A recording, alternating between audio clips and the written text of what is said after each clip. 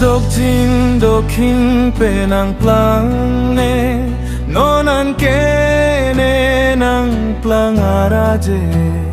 kedo kai ke kacelar nang penne nang pen kace pahelo ajoine kaching honalamo che pahelo ajoine sing nang ke hang he ajoine sing nang phane nang dove minon pu kai ke sita nang sing ve nang he manne non pu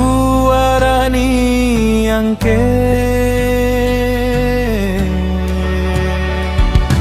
bontane dok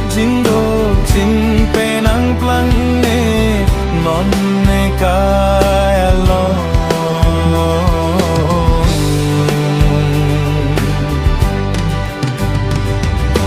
sing be ka he mang kai ke do dam me la nang fa ve zum de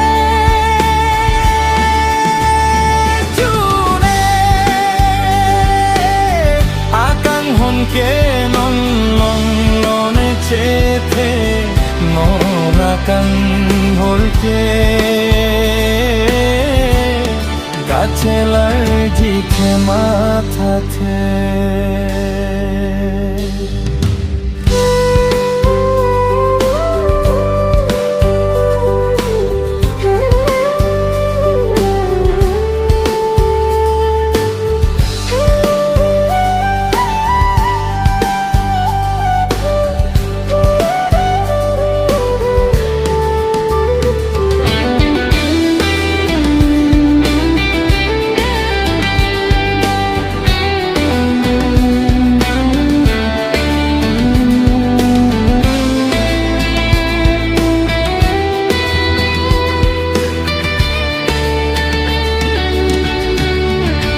dok sumboy do anang cecak dumsi nompu arani anang tulang done kaya pirte lir seng sang apirte nang man lone kaya lone kaya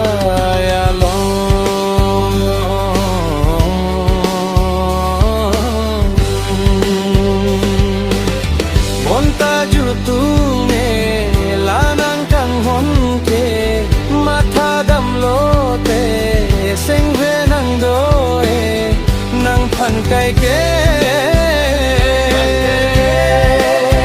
nang phan kai ke sing be ar lo ne kai ke he man kai ke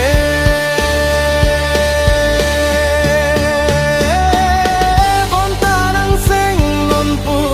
ar ni ang ke me kre me glandam pirte kona tong chelelong lo ne nang che char dum